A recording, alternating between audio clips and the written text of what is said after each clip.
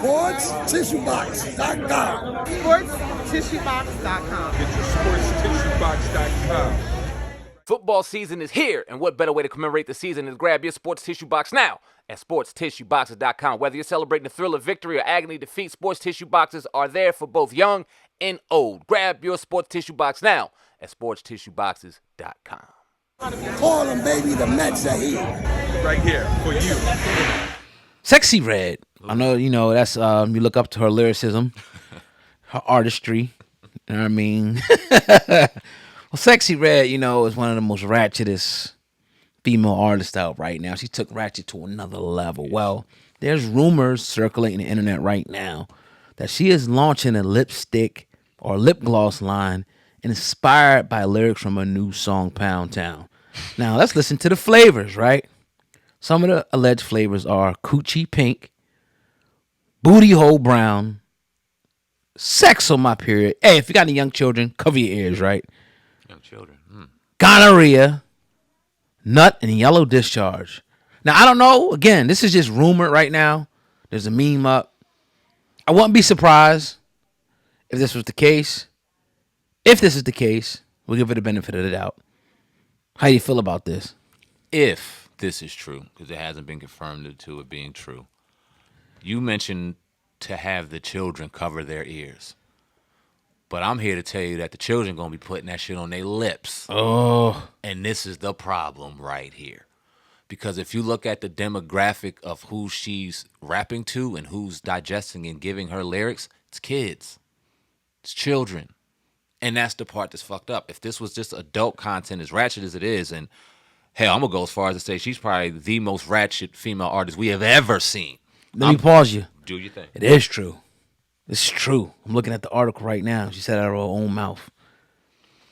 So, when you see 6th grade girls, 7th grade girls with Butthole Brown in their pocket and period, Sex on My Period, Red, whatever that was called, I'm kind of curious to see what these smell like. But it's like, okay, we talk a lot in our culture about over-sexualizing our children and having LGBTQ XYZ conversations in school and it being inappropriate and things like that because that shouldn't be invited.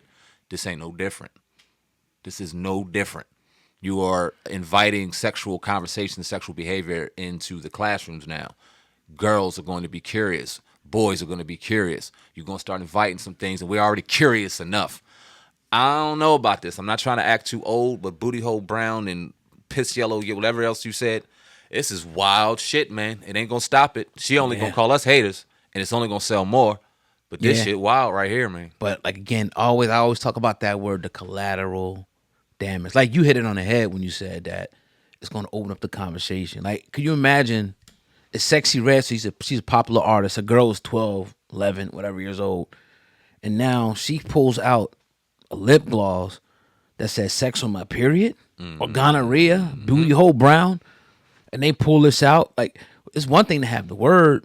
You're gonna want to know what this means, and I'm sure some of them probably do, right? I'm not that naive to think that, but you're gonna want to know. And I think it just we talk about porn, them spitting porn through lyricism. Now it's even getting to it's starting to be on merchandise and products that we need. It's circulating all the way down to that. You know what I mean? At this point, so like you might as well put out a tape now.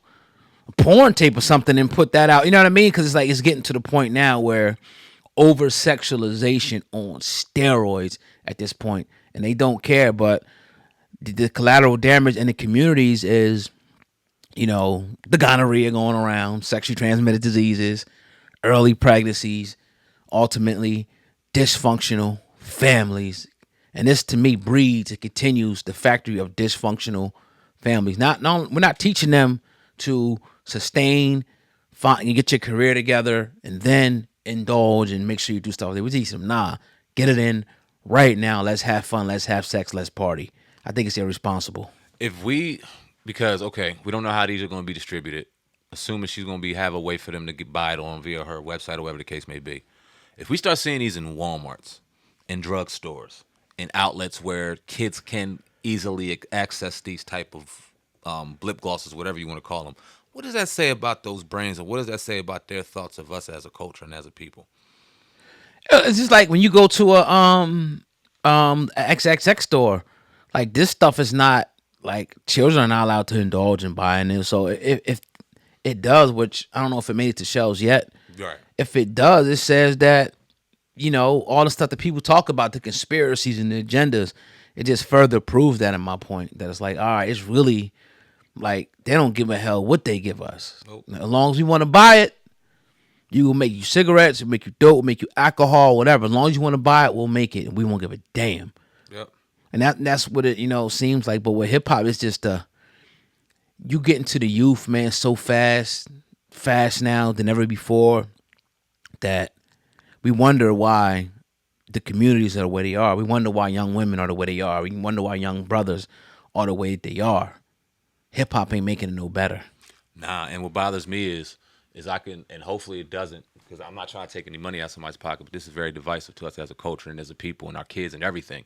Not just our kids, all the kids. Right. And when we see a middle-aged white woman, Democrat or Republican, whatever their case may be, making a video and it going viral on Twitter because their daughter wanted to buy this Sexyy Red stuff, and now this is how they look at us as a culture. Right. And they put this caricature up of this is how blacks act.